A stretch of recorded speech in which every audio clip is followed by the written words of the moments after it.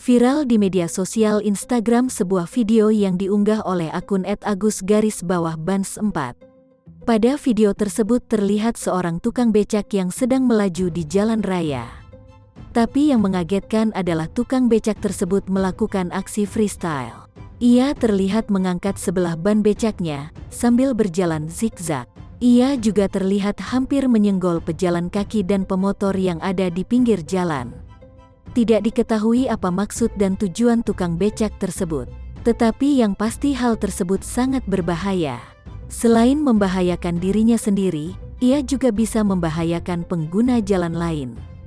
Video ini lantas mendapatkan berbagai macam komentar dari warganet. Banyak yang menyayangkan kelakuan tukang becak tersebut.